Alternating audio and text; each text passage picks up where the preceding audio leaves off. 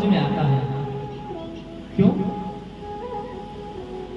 कभी घर परिवार में कोई लड़ाई हो गई होगा, झगड़ा होगा, कारोबार में कोई नुकसान हो गया होगा, किसी को पैसे दिए वो वापिस नहीं कर रहा होगा, या भोग खा के मर गया होगा। दुनिया में प्रसिद्ध नाम कमाने के दो ही रास्ते हैं, या तो जिंदगी में कुछ अच्छा कर जाओ, कुछ अच्छा करके चले जाओ, मर जाओगे ना तो लोग याद करेंगे कि बहुत बड़ा व्यक्ति था। या तो जीवन में कुछ अच्छा कर जाओ या फिर किसी से कर्जा लेके मर जाओ। मुझे क्या पता कल ही मर जाएगा, आज ही पैसे लेके गया,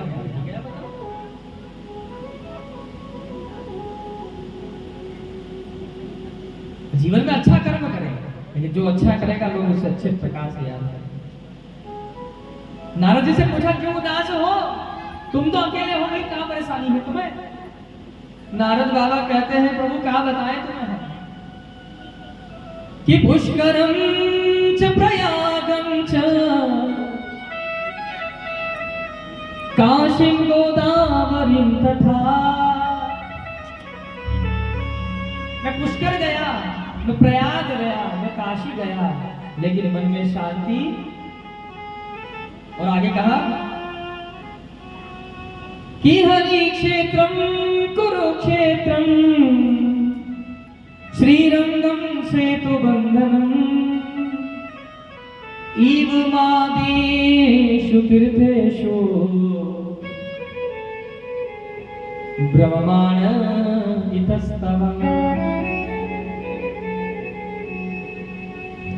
मैं रामेश्वरम गया, श्रीरंगम गया, लेकिन मन में शांति नहीं। ध्यान दीजिए, आप पूरे जगत में शांति ढूंढने के लिए भाग जाइए, लेकिन कहीं नहीं मिलेगी। कहां मिलेगी? बोले गोविंद के चरणों को आकर के पकड़ लीजिए, आपके मन को शांति प्राप्त हो जाएगी। प्रेम से बोले, आप पूरे जगत घूम लीजिए, लेकिन आपको कहीं नहीं मिल सकती। नारद जी ने कहा हम पूरे दुनिया में घूम आए महाराज, लेकिन जहां गए इस कलयुग के प्रभाव से मनुष्य को बड़ी विकृत स्थिति हो गई।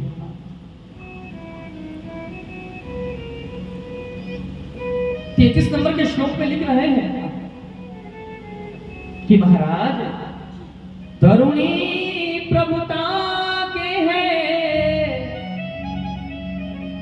श्याली को बुद्धिदायक, कन्या विकृणो लोभा, दंपति नाच कल्पना। राग बागेश्वरी हमारे अभी जो आप सुन रहे हैं राग बागेश्वरी राग था, वर्णन कर रहे हैं मनुष्य के कलयुग के प्रभाव से बड़ी विकृत स्थिति हो गई है महाराज। इस कलयुग के प्रभाव से मनुष्य संकीर्ण बुद्धि का हो गया है। पति पत्नी में प्रेम कब तक है? पुत्र जन्म तक प्रेम है, प्रेम समाप्त हो गया। घर परिवार खंड खंड विखंड हो रहे हैं, विभाजन हो रहा है परिवारों का। मनुष्य परिवार उसको कहने लगा है कि मेरी पत्नी और मेरे 2 बच्चे, बस वही परिवार है। जिसने तुझे जन्म दिया वो तेरा कुछ नहीं चलेगा। तेरे माता पिता जिस तेरा जन्म नहीं हो उससे पहले से पसंद हो गए हैं। जैसे तू गर्भ में आया उसी दिन से तेरे माता पिता ने तेरा प्रभाव रखना चालू किया है। और जैसे तेरा जन्म भयो है तो तेरे माता पिता कहा सोचे जग में मेरो नाम करे रोशन। कौन? राजकुमार। आपने अपने माता पिता का नाम रोशन किया तो आपका बेटा भी करेगा।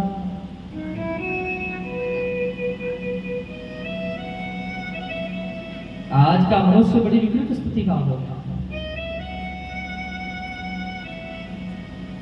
नारद बाबा कह रहे हैं आश्रम केवल चिन्ह मात्र के रह गए हैं प्रभु। तरुणी प्रभुता गे है। पिता अपनी बेटी का विवाह नहीं कर रहा है, अभी तो सौदा कर रहा है कि क्या दोगे, दहेज बता दोगे। ध्यान दीजिएगा, कुमकुम और कन्या आ रही है तो साक्षात लक्ष्मी आ रही है, और धन के साथ आ रही है तो वो लक्ष्मी उल्लू पर बैठ कर आती है। हाँ। उल्लू जो होता है ना, उसको दिन में दिखाई नहीं देता है, और काम फिर उदंडता छाती है उसे। इसलिए अपने जीवन में इस बात का प्रयास करें कि अपने बच्चों का विवाह संबंध करें तो वहां धन क्रय विक्रय ना करें वहां पर।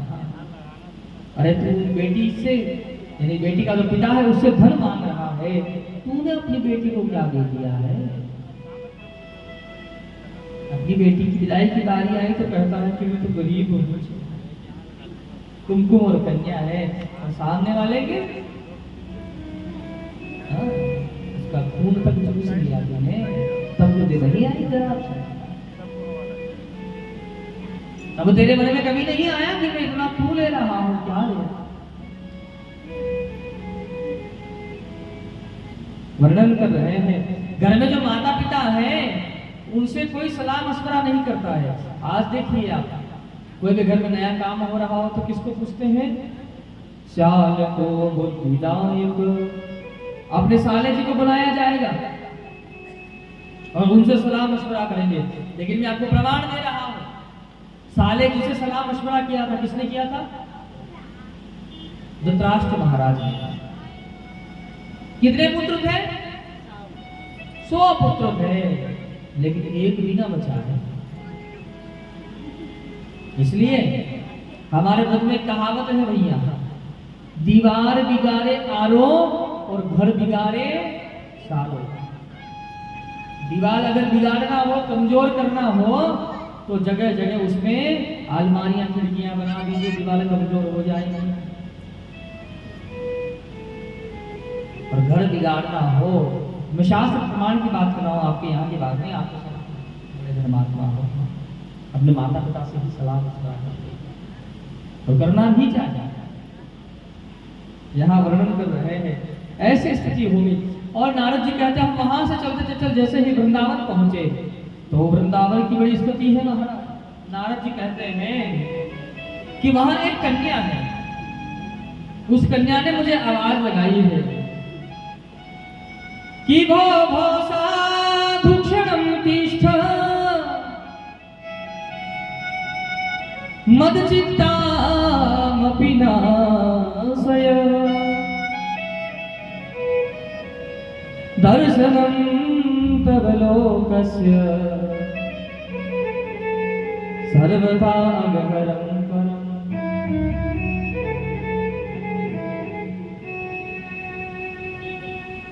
एक कन्या है, उस कन्या ने मुझे देखा, आवाज लगी, महाराज रुको रुको रुको महाराज। अब कोई आवाज लगा तो रुकना भी पड़े। रुके, उस कन्या से पूछा, बाबा एक क्षण के लिए रुक जाइए और मेरी जो परेशानी है उसको दूर करते जाइए। तो नारद जी कहते, मैंने पूछा देवी आप कौन हो? तो उस कन्या ने कहा, अहम भक्तिर विख्यातो इमो में तनयो मतो ज्ञान वैराग्य नामनो काल योगे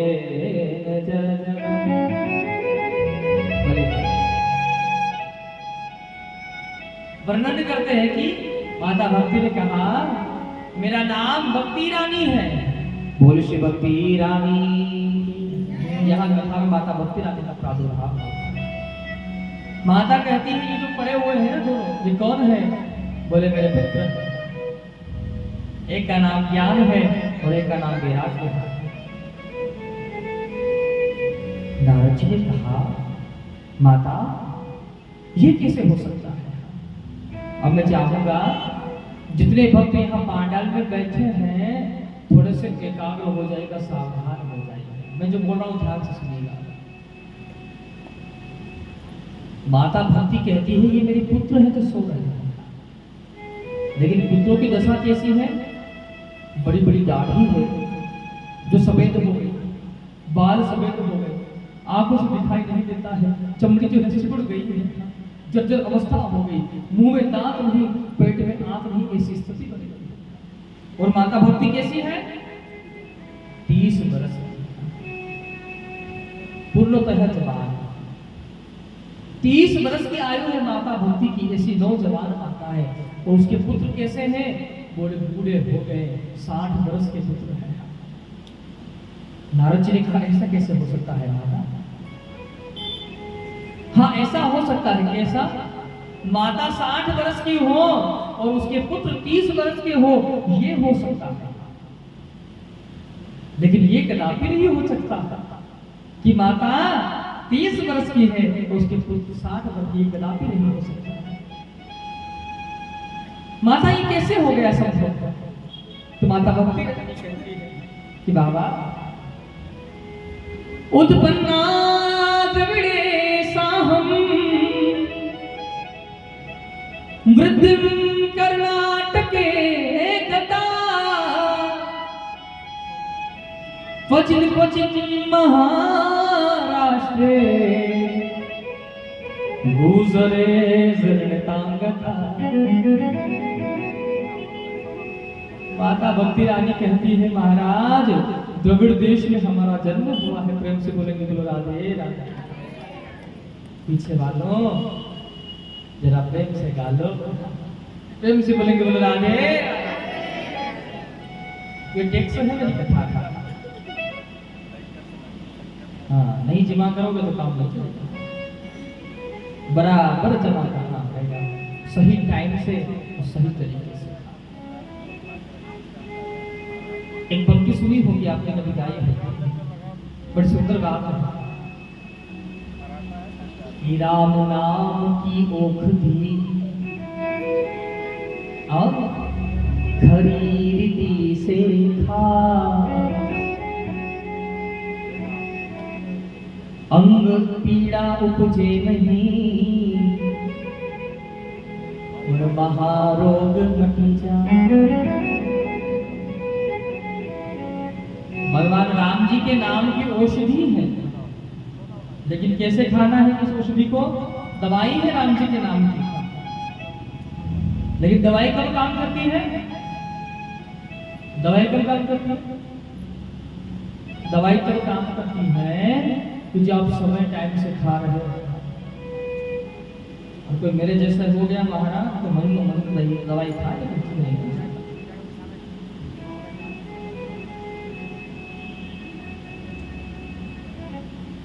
अप्रैल महीने में मुझे थोड़ा ठंडा हुआ था, कोल्ड फीवर, गले में इन्फेक्शन हो गया था। डॉक्टर जी ने कहा ये दवाई टाइम से खाना। मैंने लगातार दवाई खाई, कब तक दवाई खाई? अब तक दवाई खा रहा हूँ, लेकिन गले से इन्फेक्शन जाने का नाम नहीं। क्यों? डॉक्टर ने कहा ठंडा पानी नहीं पीना है, गर्मी इतनी है मन लग जाता है, रुकता तो नहीं, दुख के चुपके भी पी जाता। डॉक्टर ने कहा खाली पेट दवाई खाना है। आज तक मैं कभी खाली पेट नहीं खा पाया, खाना खाने के बाद ही उसको खाता हूं। जब भी खाता हूं सोचता हूं क्या सबके खाते में छोड़ देता हूं, किसको क्या पता कि पेट खाली है। यकीन मानिए, सत्य बता रहा हूं, मैं व्यास मंच में बैठा हूं, 1 महीना हो गया है बराबर, 15 दिन से 15 तारीख से 15 तारीख, आज कल तारीख हो गई 24 तारीख है, लगभग 15 से 24, ये लगभग 10 दिन और 9 दिनों पर मान लीजिए। 1 महीना 40 दिन होने आया है, अभी तक जाने का नाम नहीं, गले में इन्फेक्शन बैठा है। क्यों? क्योंकि नियम नहीं है उस दवाई का। दवाई आप कोई सी भी खाइए, नियम होना चाहिए। जो खाली पेट की दवाई है खाली पेट खाइए, भोजन के बाद की दवाई भोजन के बाद, दोपहर की दवाई और शाम की दवाई, सोते समय की दवाई बराबर लेंगे। फिर इसके बाद में क्या कहा है?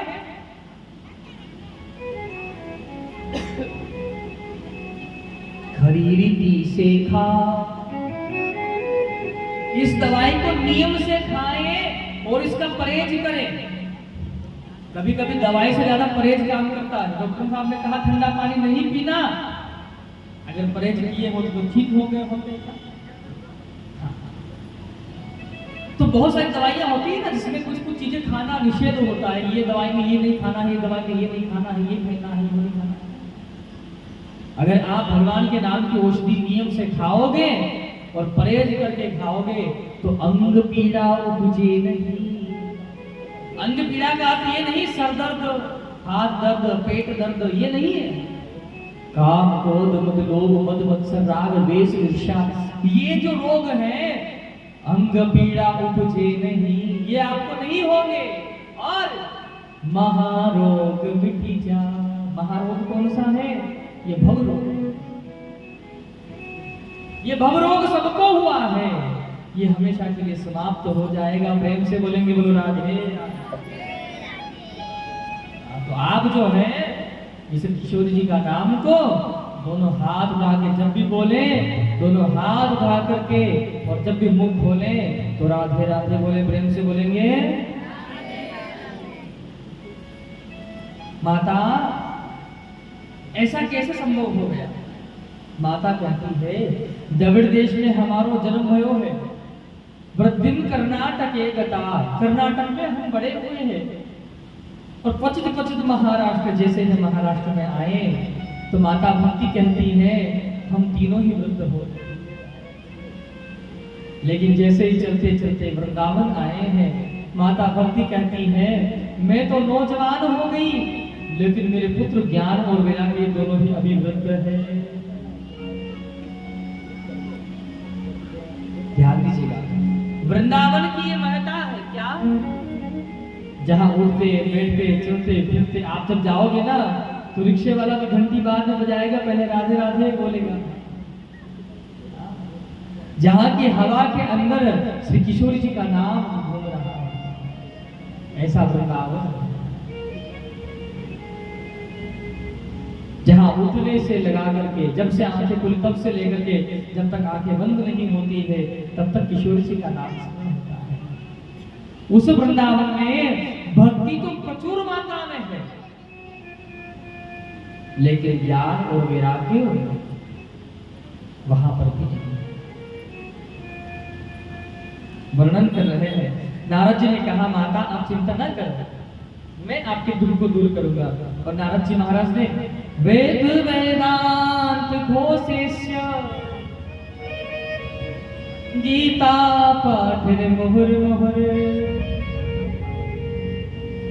वेद सुनाए हैं, वेदांत सुनाए हैं और गीता पाठ कितनी बार सुनाया है? एक बार नहीं, बार बार। लेकिन जब गीता पाठ सुनाते हैं तब तो ज्ञान और वैराग्य उठकर के खड़े होते हैं और जैसे गीता पाठ सुनाना बंद, ज्ञान वैराग्य उसी अवस्था को प्राप्त हो जाती है। नारद बाबा ने कहा माता मैं आपके दुख को दूर करूंगा, इसमें कोई संदेह नहीं है। इतने आकाशवाणी हो गई, आकाशवाणी ने कहा ब्रह्मन आप तप करो, सत्कर्म करो। अब वो सत्कर्म क्या है ये जानने के लिए सनकादिक ऋषि जा रहे थे। कहाँ? भगवान श्री नारायण के दर्शन करने के लिए। प्रेम से बोलेंगे बोलो राधे राधे।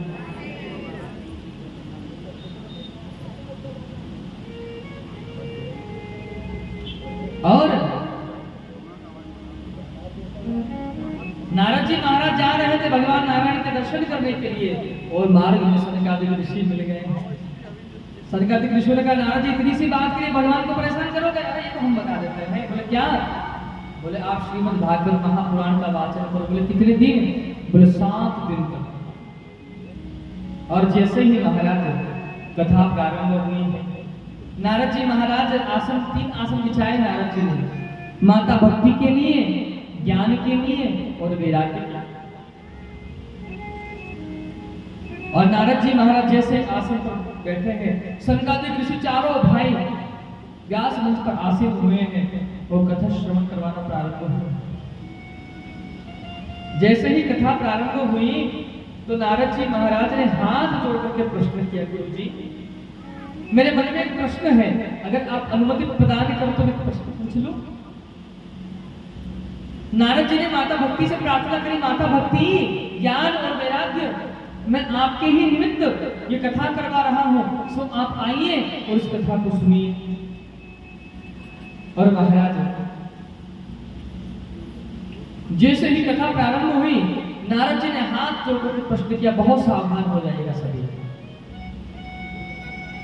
कोई अत्र बातें कर रहे हैं तो प्लीज थोड़ा इस प्रश्न को ध्यान से सुनिएगा। ये कथा कहाँ कहाँ काम करती है ध्यान दीजिएगा। जैसे एक दवाई होती है जिसका नाम है पैरासिटामोल, आप खाते हो तो कहीं पर भी खाओ, सदाबहार है। बुखार आ जाए तो खा लीजिए, सर दर्द हो गया तो खा लीजिए, पेट दर्द हो गया तो खा लीजिए, आलस से आ रहा है तो खा लीजिए, मुझे जब कुछ मन करे कोई नहीं तो ये दवाई ही खा लो आप।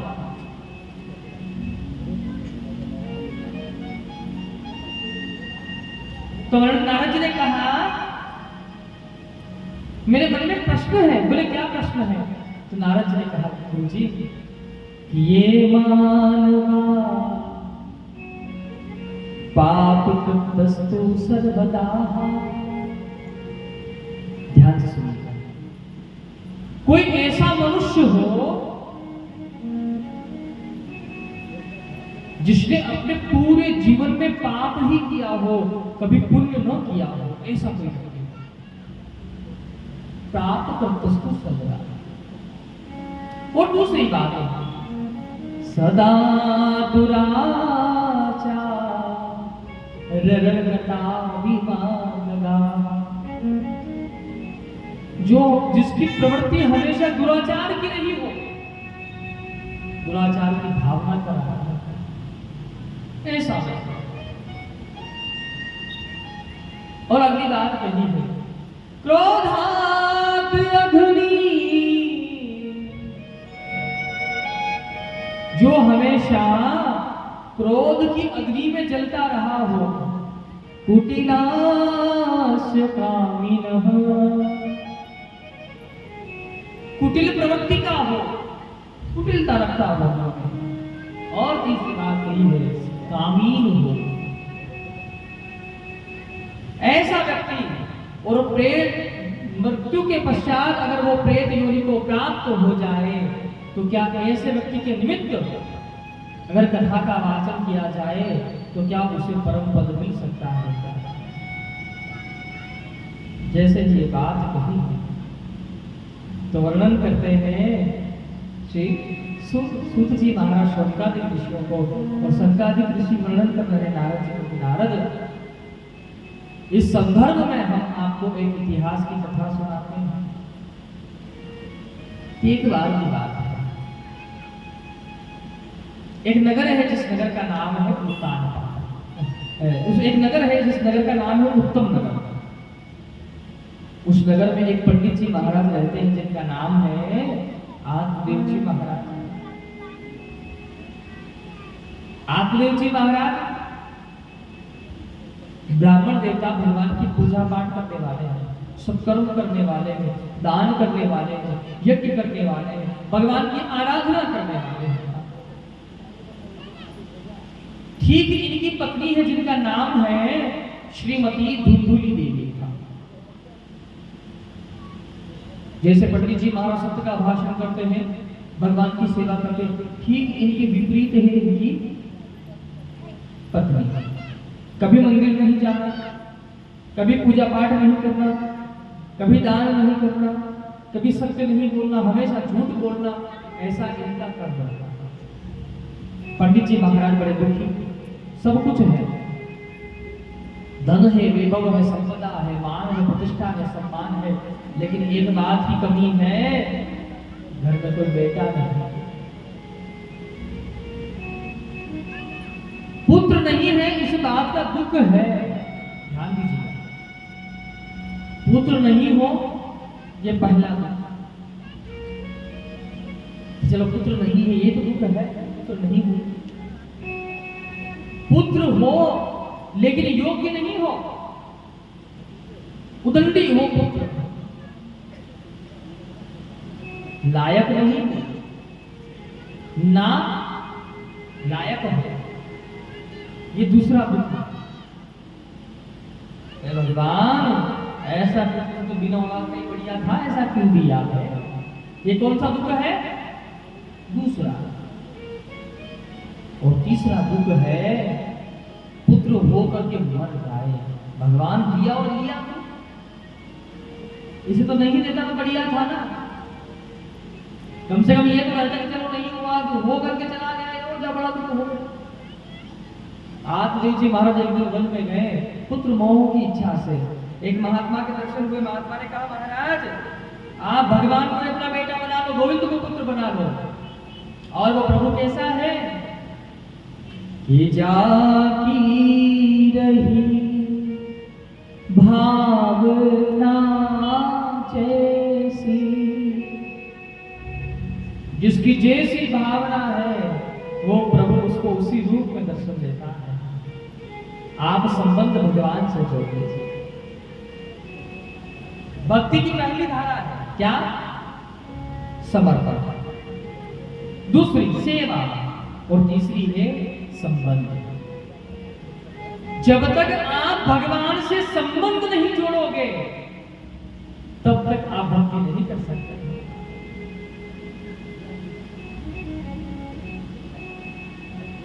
अर्जुन ने संबंध जोड़ा था किसका? मित्र का, सखा। सुदामा ने संबंध जोड़ा है सखा का। और जिसने संबंध जोड़ा है भगवान से, भगवान ने उसको प्रदान किया। भगवान से संबंध जोड़ ले।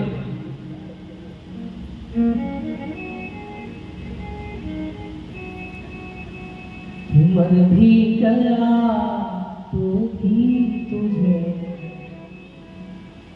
करूंगा। भगवान से प्रार्थना करें कि प्रभु कि जब तक सांसें चलेगी चाहूंगा तुझे श्याम। दुनिया के लोगों को ना चाहे, चाहना है तो अगर भगवान से जोड़ो तो भी तुझे करूंगा। जब जब ये सांसें रहे, अंतिम सांस जब वो छूट रही हो, उस समय भी दुनिया सामने ना आए, वो दुनिया बनाने वाला जगतपति सामने आ जाए। ऐसे संबंध जोड़ो भगवान।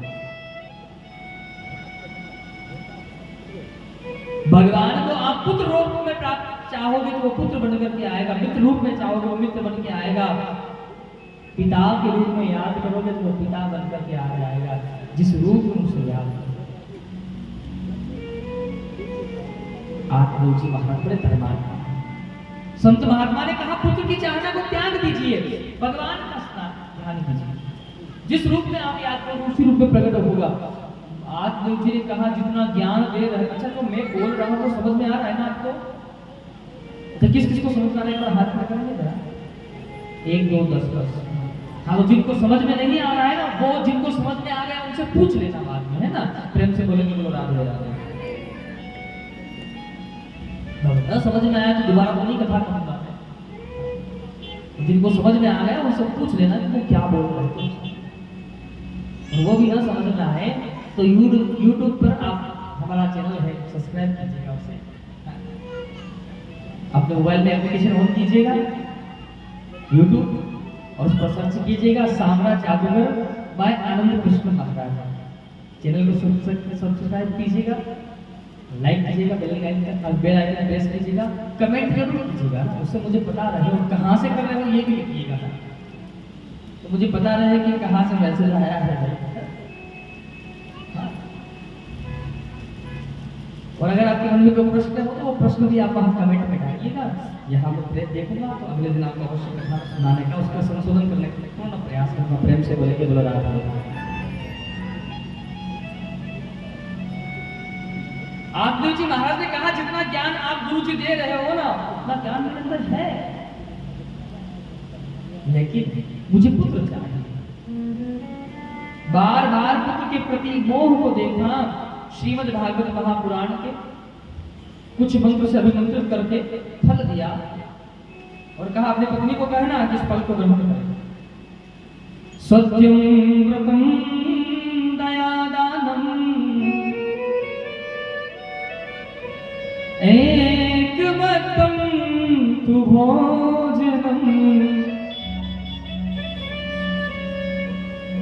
का भाषण करे, मन में दया भाव रखे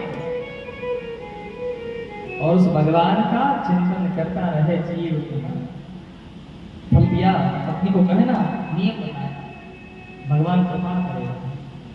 फल लेकर के आदिदेव जी महाराज आए। ब्राह्मण देवता ने फल अपनी पत्नी को दिया और पत्नी फल लेकर के बैठी है दरवाजे पर, सोच रही फल का क्या करूं, क्या करूं इस फल को। जो जैसा व्यक्ति होता है ना, वो ऐसा व्यक्ति उसके पास आकर के बैठ जाता है। धुंधली की जो मेचुरिटी की महिलाएं थे वो वहां पर आकर के बैठ गई। ज्ञानी से ज्ञानी मिले तो करे ज्ञान की बात। हाँ? जो जैसा होता है वैसा व्यक्ति उसके पास आकर के बैठता है। अब महाराज धुंधली देवी की जो स्वभाव की महिलाएं थी आकर के बैठ गई। पूछा तो क्यों चिंता होकर के बैठी थे। बोले क्या करूं, मेरे पति पता नहीं वन में कहीं गए और किसी ने उनको ये फल दिया है और फल खाने से क्या पुत्र होते हैं। वो सोचा देखो इस फल को मैं ग्रहण कर लूंगी, मैं गर्भवती हो जाऊंगा, मेरे उदर में बालक होगा। कभी गांव में चोर लोग आए, डाकू लोग आए, गांव के सब लोग तो भाग जाएंगे और मैं नहीं भाग पाऊंगी और उन्होंने मुझे मार दिया तो नहीं, इस फल को ग्रहण में नहीं करूंगी, चाहे कुछ भी हो। फिर क्या होगा, मैं गर्भवती हो जाऊंगी, बालक को जन्म दूंगी और उस समय प्रसूति की वेदना से अगर मैं मर गई, ऐसे बालक का क्या सुख है। अब तो सीजन की सारी सुविधा है, पहले नहीं, माताएं प्राण त्याग देती थी अपने। नहीं, इस फल को सामने खड़ी थी गैया, उस गैया को वो फल खिला दिया और धुंधली की सहेली ने कहा देख तेरे पुत्र नहीं और मेरे पुत्र बहुत है, मैं चोरी से अपना पुत्र तुझे ला करके दूंगी, उसके बदले में तू मुझे धन देना और मैं उसके बदले में तुझे प्रदान कर दूंगा। कितने तो नाटक करते रहना कि मैं गर्भवती हूँ। वो फल उस गैया को खिला करके यहाँ से माताओं की सभा का विसर्जन हो गया। अब क्या हुआ, समय व्यतीत हुआ। वो संत की प्रसादी है, महात्मा की प्रसादी निष्फल कैसे हो सकती है। उस गैया के कारण एक पुत्र का जन्म हुआ जिसका पूरा शरीर तो मनुष्य का है लेकिन कान है वो गैया के कान के समान है, इसलिए उनका नाम होता है बोल श्री गोकर्ण जी महाराज की। अच्छा ईमानदारी से जय बोले थे, ईमानदारी से बोले थे, पीछे वालों जरा प्रेम से गा लो। बोले भागवत भगवान अपना दो तो मैंने लगा दिया। अब महाराज उसकी सहेली को पुत्र का जन्म हुआ, उसने चोरी से पुत्र ला करके दे दिया, इसके बदले में उसे धन मिल गया और उसने कह दिया मुझे पुत्र का जन्म हुआ। अभी तो आत्मदेव जी महाराज को एक भी पुत्र नहीं था और घर में कितने पुत्र हो गए, 2। अब महाराज संयोग रहा, एक ही माता पिता के पुत्र कहलाए हैं, एक ही चूल्हे से बना हुआ भोजन ग्रहण किया है, एक साथ खेले हैं, पले हैं, बड़े हैं, लेकिन दोनों के मार्ग बदल गए। गोकर्ण पंडितो ज्ञानी धुंधकारी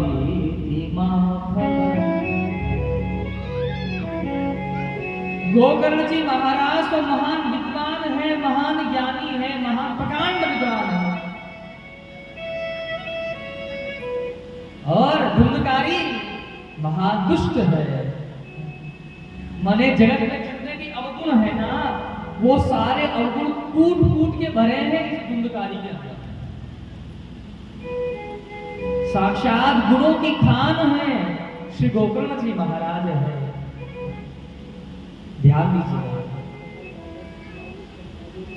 अपने बच्चों को अच्छा ज्ञान दें, अपने बच्चों को अच्छा संस्कार दें। सनातन धर्म हमारा सबसे पुराना धर्म है। हमारे धर्म के बाद अन्य बहुत धर्म हुए हैं, लेकिन हमारे धर्म से पहले कोई भी धर्म नहीं हुआ। ये हमारे धर्म की महत्ता है। हम तीर्थ स्थानों पर जाते हैं, हम सनातन के पुजारी हैं, सनातन धर्म की सेवा करते हैं। हम तीर्थ स्थानों में जाते हैं, वहां से भगवान की पुस्तकें खरीद कर लाते हैं, गीता जी लेके आते हैं, रामायण लेके आते हैं, भागवत लाते हैं, लेकिन हमारा दुर्भाग्य है हमने ला करके लाल कपड़े में बांध करके घर में रख दिए। ना तो कभी पढ़े हैं और ना कभी बच्चों को पढ़ने के लिए बोले। अच्छा एक बात बताइए, ऐसे कितने भक्त हैं जिनके घर में रामायण रखा है? रामायण और गीता जी कितने घरों में है? श्रीमद् भगवत गीता। अब जो पुस्तक आपके घर में है कभी खोल के भी देखे हो कि लाल कपड़े में बंदी है वो? अगर आप उसको खरीद कर लाए और लाल कपड़े में बांध के घर में रख दी तो घर लाए ही क्यों है? वही दुकान पर रहने देते ना। क्यों लाए थे घर? क्या जरूरत थी सोच बिगाड़ने की? किसने तुमको पीले चावल दे के नहीं तुमको लेके जानी पड़ेगी? और लेके आए हो तो क्या रखने के लिए लाए हो? आप नहीं पढ़ सकते हो, आपके बच्चे से कहो पढ़ो। आप नहीं पढ़ सकते हो, अपनी बेटी से कहो पढ़ो। आपके बच्चे नहीं पढ़ते हैं, हम नहीं उसको पढ़ने के लिए प्रेरित करते हैं, इसलिए हमारे बच्चों को हमारे धर्म का ज्ञान नहीं है।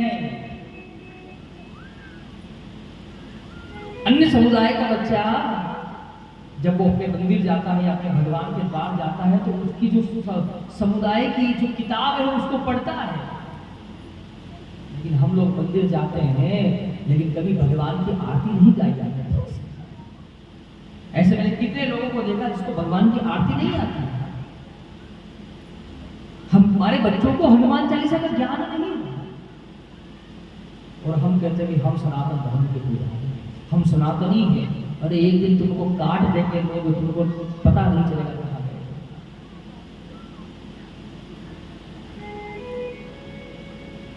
जितना धर्म परिवर्तन हो रहा है वो हमारे सनातन धर्म के लोगों का हो रहा है, क्योंकि हमको हमारे भगवान के बारे में ज्ञान ही नहीं हुआ। कभी हमने कभी सोचा ही नहीं वो भगवान क्या है।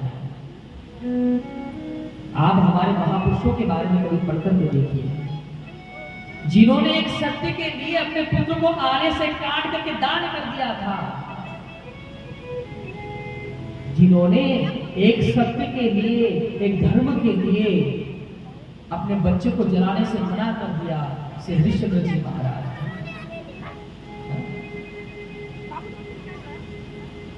ऐसे महापुरुष जिन्होंने धर्म को अडिग रखने के लिए कितना प्रयोजन किया है, और हम जो है अंग्रेजी भाषा के पीछे ऐसे दौड़ के पड़े हैं कि पता नहीं क्या होगा। हमारे बच्चों को हमारी संस्कृत भाषा का ज्ञान नहीं है, ये दुर्भाग्य है हमारा। अरे संस्कृत का ना हो चलेगा, ठीक है, कम से कम हिंदी तो पढ़ लो, उसमें हिंदी लिखा है रामायण में, ठेठ देहाती भाषा लिखी है। अच्छे बच्चों को संस्कार धर्म के लिए प्रेरित करें।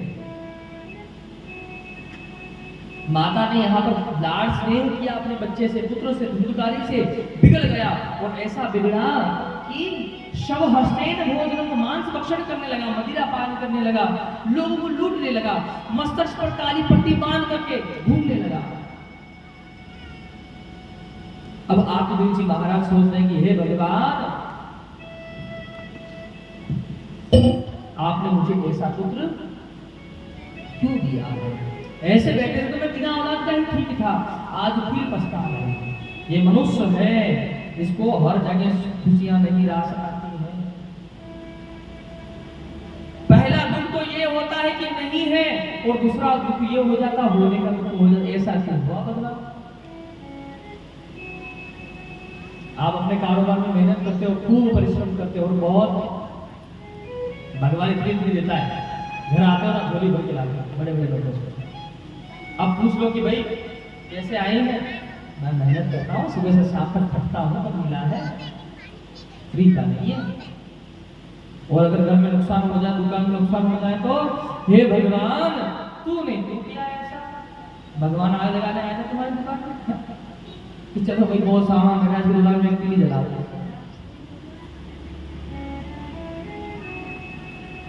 राजधान मनुष्य ना है तो भी सुखी नहीं है और नहीं है तब भी सुखी नहीं है, क्योंकि ये मन है। अब ब्रज के शब्द लिखते हैं, बड़ा सुंदर भाव है, ये मन बड़ा चंचल है, कैसे तेरा भजन करूं, और जितना इसे समझाऊं उतना ही मचल जाए, राधे तेरे चरणों की गर धूल मिल जाए। ये मन है प्यारे, बड़ा विचित्र है, रुकता नहीं है। अभी आप यहाँ बैठे हो, अगर ये मन ठान लेना तो अभी आपको दिल्ली की सैर करा लाएगा बैठे बैठे। हाँ, और अगर दिल्ली से पहले वृंदावन में रुक गए तो ठीक किया। हाँ, दिल्ली में जाकर रेड फोर्ट देखकर आगे क्या देखोगे, और दिल्ली से पहले 100 किलोमीटर पहले रुक गए तो बढ़िया है, रुक गए तो महाराज सीधे गांधी बिहारी के मंदिर चले जाओगे, बोलो वृंदावन धाम की। मन अगर दिल्ली लेके जा रहा हो तो उसे 100 किलोमीटर पहले रोक लो, बेटा ये रुक जा, ज्यादा आगे नहीं जाना, इधर से गाड़ी घुमा ले अंदर। और जैसे ही अंदर गए तो वहां पर हो वृंदावन कहाँ दूर है, हो बरसाना कहाँ दूर है, सब तेरी नजर का कसूर है, राधे राधे बोल श्याम आएंगे आएंगे श्याम, राधे राधे बोल श्याम आएंगे आएंगे श्याम। ऐसे नहीं आएंगे, ऐसे तो और चले जाएंगे, आ रहे हैं तो रास्ते रास्ते में से निकल जाएंगे, बोले यहाँ कहाँ आ गए, अपने मंदिर चलो जगन्नाथ जी।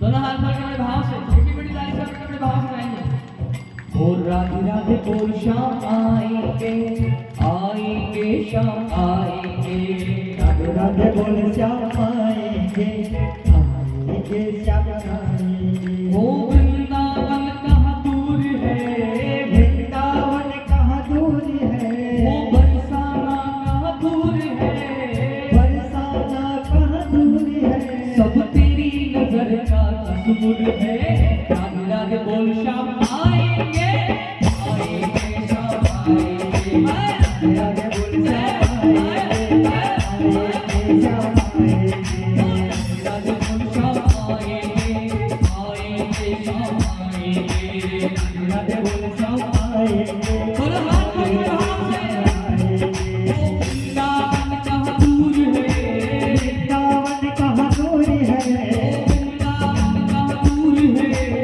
वृंदावन कहाँ दूर है, सब तेरी नजर का कसूर है, राधे बोल श्याम आएंगे आएंगे श्याम आएंगे, राधे बोल श्याम आएंगे आएंगे श्याम।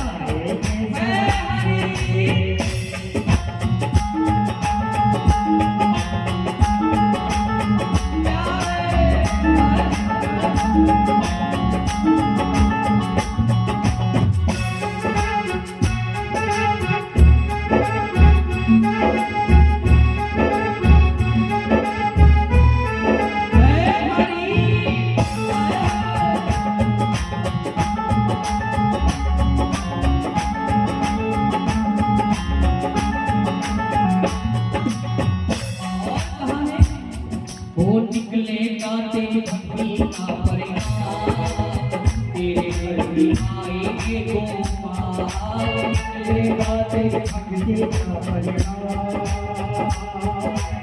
आएंगे तेरे घर में भगवान।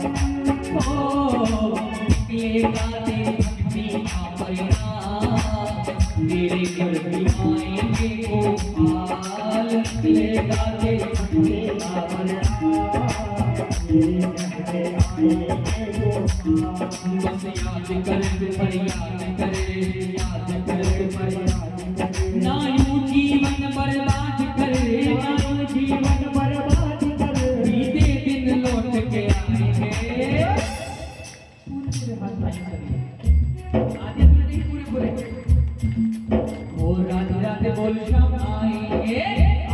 आएंगे श्याम आएंगे, राधे बोल श्याम राधे बोल श्याम आएंगे, आएंगे श्याम आएंगे।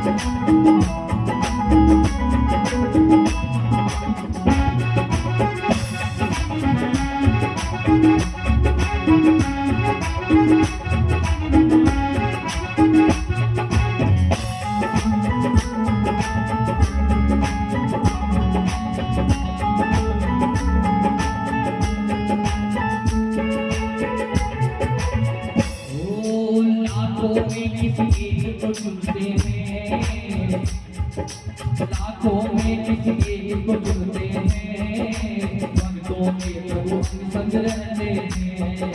लाखों में आप जितने भक्त यहाँ बैठे हो, आप सोचो कि हम सभी भक्त कन्हैया के बन जाएं, ये जरूरी नहीं है। भगवान किसे अपना बनाते हैं तो यहाँ वर्णन करते हैं, हमारे ब्रज के बड़े सुंदर भाव लिखते हैं सब।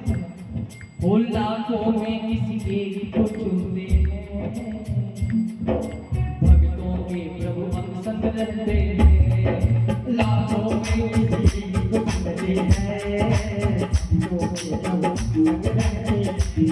वो लाखों में किसी एक को चुनते हैं, भक्तों के प्रभु हम संग रहते हैं। लाखों में किसी एक को चुनते हैं,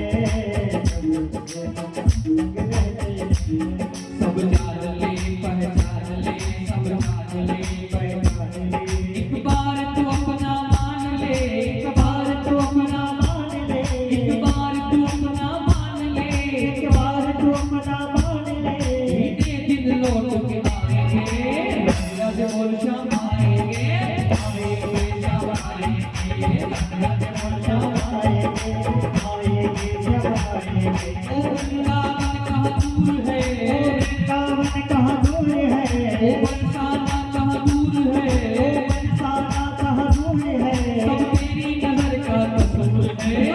राधे बोल श्याम आएंगे, आएंगे सब आएंगे, राधे बोल श्याम आएंगे, आएंगे सब आएंगे। ओ जय श्री राधे राधे बोल, जय श्री राधे राधे बोल, जय श्री राधे राधे बोल, जय श्री राधे राधे बोल, जय श्री राधे राधे बोल, जय श्री राधे राधे बोल, जय श्री राधे राधे बोल, जय श्री राधे राधे बोल। श्री भक्ति बोल भगवान की।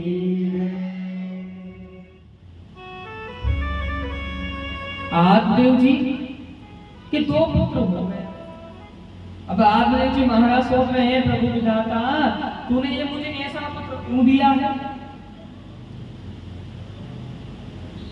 अब आदिदेव जी महाराज बड़े उदास बैठे हैं। एक दिन की बात है, उदास बैठे थे। गोकर्ण जी महाराज आए और गोकर्ण जी ने कहा, पिताजी क्या बात है, बड़े दुखी लग रहे हो। गोकर्ण जी की बात सुनकर के आदिदेव जी महाराज बोले, बेटा क्या बताऊं, मैं कल भी दुखी था इस बात की वजह से कि मुझे कोई पुत्र नहीं है, और मैं आज दुखी हूँ इसलिए कि तुम्हारा कोई भाई है ना, इसकी वजह से। गोकर्ण जी कहते, पिताजी आप ये सब कहाँ माया मोह में पड़े हो, सब कुछ छोड़ करके वन में चले जाओ, भगवान की आराधना करो। तो गोकर्ण जी की बात सुन करके आदिदेव जी महाराज बोले, बेटा मैं वन में चला जाऊं, लेकिन मन में इतनी विरक्ति नहीं है कि मुझे भगवान मिल जाए। इस बात की कोई गारंटी नहीं। गोकर्ण जी कहते, पिताजी मन को एकाग्र कीजिए कि मन के हारे हार है और मन के जीते जीत। मन ही मिलावत राम सो और मन ही करत भजीत। ये मन आपका एकाग्र हो गया तो आज राम जी का दास बना देगा, आज राम जी के दर्शन हो जाएंगे। और मन आपका अगर आपके अनुकूल नहीं रहा तो कहीं नदी नाले में ले जाकर फेंक देगा। तो मन को एकाग्र कीजिए पिताजी। और मन एकाग्र कब होगा कि सबसे पहले इस देहाभिमान से मुक्त हो जाइए कि हम पंडित जी हैं। कोई हमें पंडित जी कहे, कोई ज्ञानी कहे, कोई महाराज कहे, हमें कोई मोह नहीं होना चाहिए।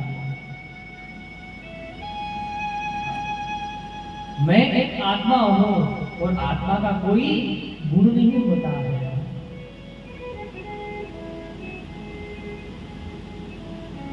पिताजी मिट्टी भी मिले मिट्टी, बाकी तो खाक होगी। सुंदर सी तेरी काया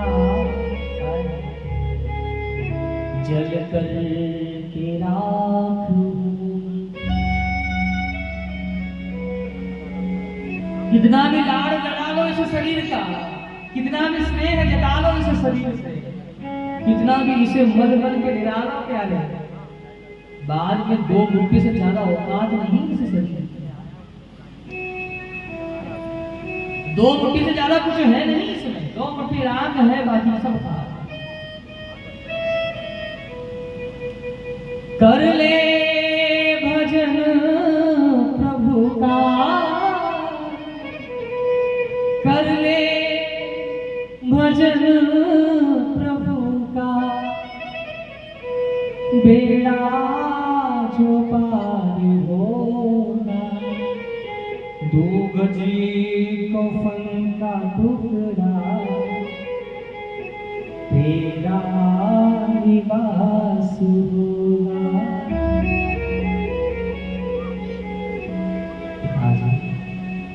आप देहाभिमान को त्याग कर अनन्यता के साथ भगवान का ध्यान कीजिए। वो प्रभु बड़ा कृपालु है। जिस रूप में उसे याद करोगे वो उस रूप में आ जाएगा।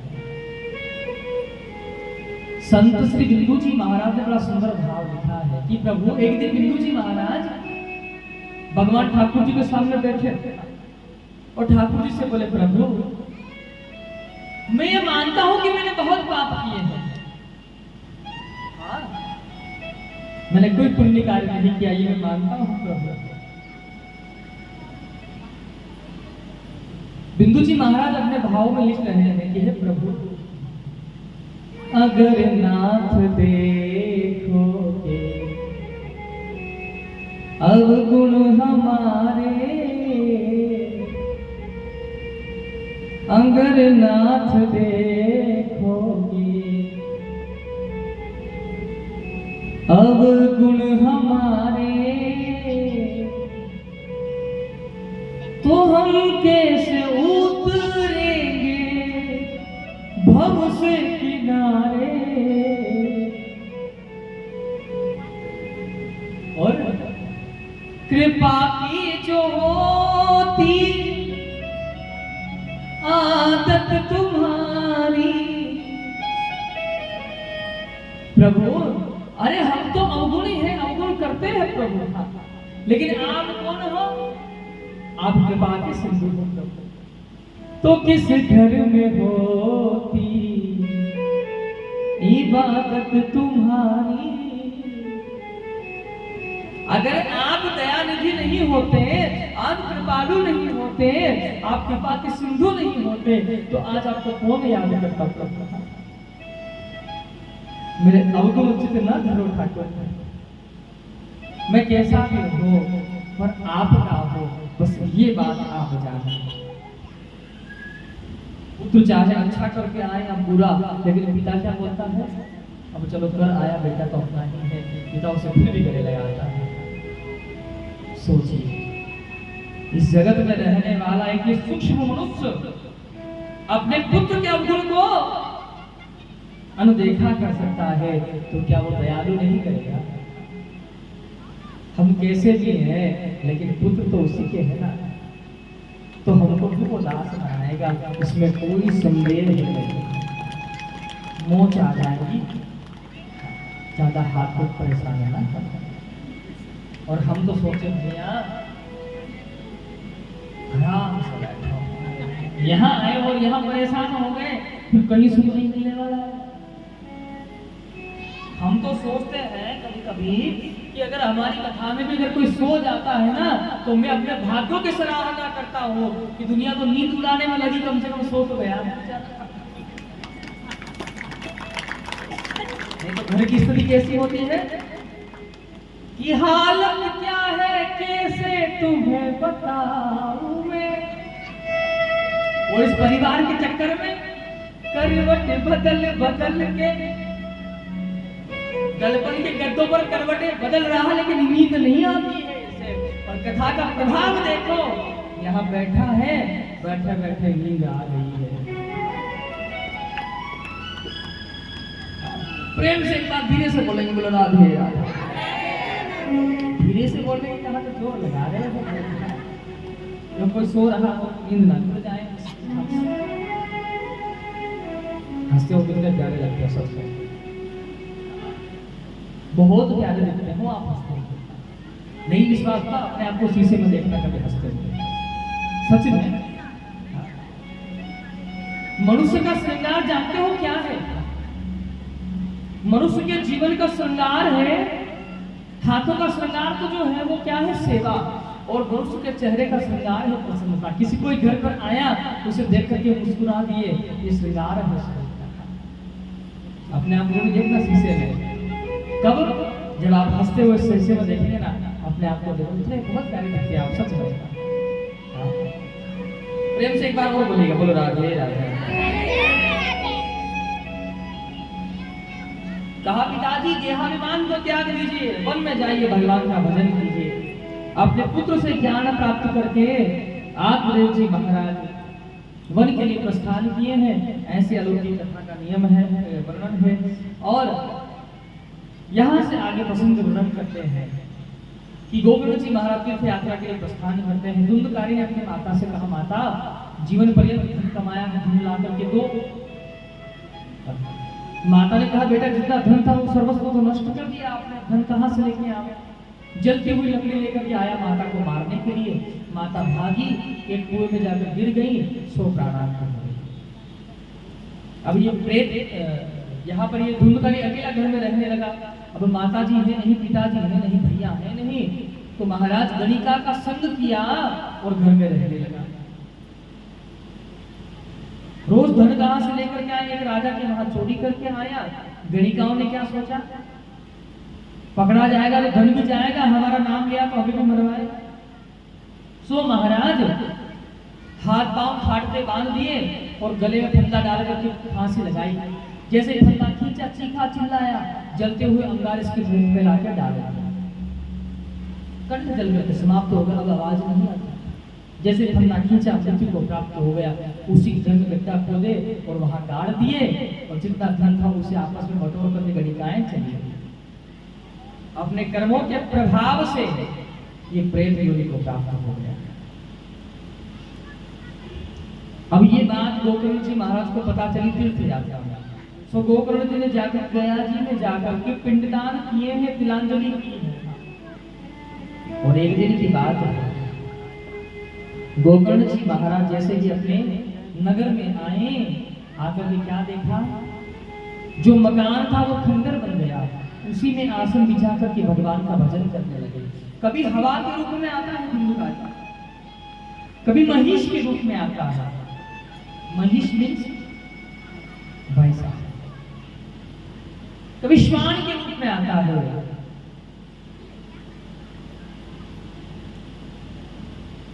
कभी हवा के रूप में। बस बेटा थक जाएगा दादा, बेटा मेरे लाल मेरे पीले रुक जा। थक जाए चला बैठ जाए। बहुत अच्छी बात है। कल को जब मैं कथा बोलने आऊँ उससे पहले आकर के दौड़ लगाना इसमें, है ना? 108 दौड़ लगाना और फिर आगे मुझे बताना, ठीक है? अभी बैठ जाओ, प्रेम से बोले बोलो रात। अभी थोड़े दिन की बात है, मैंने 1 तारीख से हाँ अभी जो 15 तारीख में निकली है ना, इससे पूर्व करना है। मेरे एक मिलने वाले भैया थे, हमसे बोले कि गुरु जी चलो बिहारी दर्शन करके आप हैं। ठीक है, गए साथ, बड़े आगे आगे चल रहे थे हमसे, उसने कहा डबो को दिखाते हैं भैया चमत्कार करो। हमसे आगे आगे दौड़ रहे थे, हमने कहा चलो बिहारी जी से गोवर्धन चलते हैं। जैसे 21 किलोमीटर दौड़ाया तो बेचारा पीछे पीछे हो गया। इतना चलाया रुका ही नहीं। मैंने उनसे कहा, मैंने कहा जितना चल सकते हो नहीं यहाँ लगाओ, ये है मेरा चलाने दौड़ने का रेस, तो यहाँ लगाओ। इतना चलाया कि महाराज तबियत खुश हो गई, आंखों में पड़ गया, गिर गया। बोले गुरु जी अब नहीं चल सकता। बड़े तो दौड़ रहे थे कि राजस्थान भाग बिहारी जी मिल गए तो आज आगे चल रहे थे। अरे साथ हमको भी लेके चलते भाई, हम चलो हमसे आगे आगे चल रहे। हमने कहा चलो भाई 30 किलोमीटर चलेंगे, मजा आएगा बहुत। कभी कभी ऐसा हो जाता है, वो थोड़ा दौड़ लेगा निकल जाएगा, बैठ जाएगा। प्रेम से बोले बोलो राधे, थोड़ा और धीरे से बोले बोलो राधे। वैसे कथा तो 11 बजे तक होना है, चिंता की कोई बात नहीं है। महाराज आज ही कथा खत्म करोगे, कल भी कर लियो थोड़ी बहुत।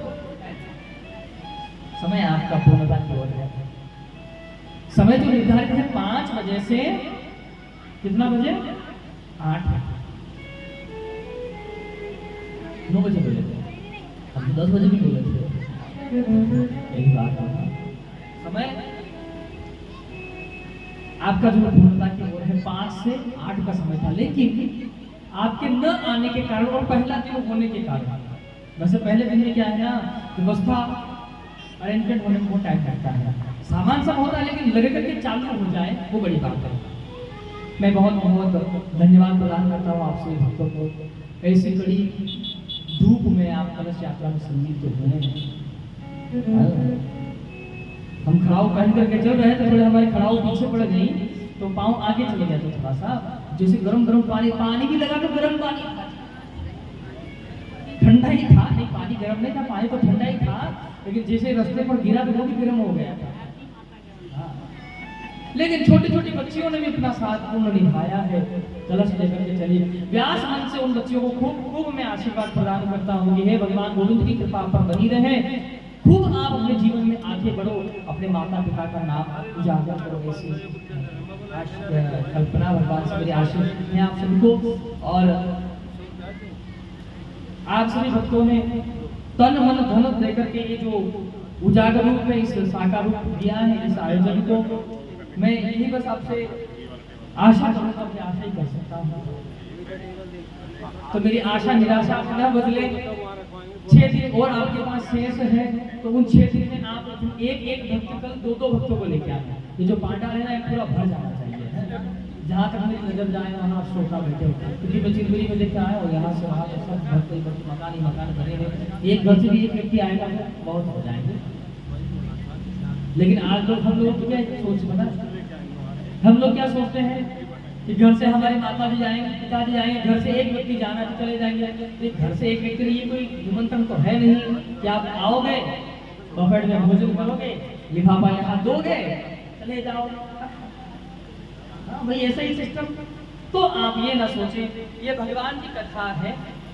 तन मन धन से आप सहयोग, धन इसलिए चाहिए कि ये जो पांडाल जिसके नीचे बैठे हो ना, इतना सुंदर लाइट लगी हुई है, एक दूसरे के चेहरे बढ़िया दिख रहे हैं। ऐसा देखो, फोटो खींच के ले जाना अपना खुद का, इतना अच्छा फोटो घर में भी नहीं आएगा, घर की लाइट में आपका इतनी बढ़िया लाइट की सुविधा है। तो आप सभी कल पुनः समय से आइएगा। आज का समय कथा का यहाँ पर विश्राम है, आज की कथा का यहाँ विश्राम है, ठीक है ना? हाँ, कल समय से पधारिए। कल 5 बजे, तो 5 बजे आ जाओ कि 6 से रखेंगे? 5 से ना, 5 बजे आ जाना भाई। 5 बजे तो ना आए ना तो 10 बजे तक कथा छोड़ूंगा नहीं करता। तो आप सभी भक्त और देखिए आज का जो प्रथम दिवस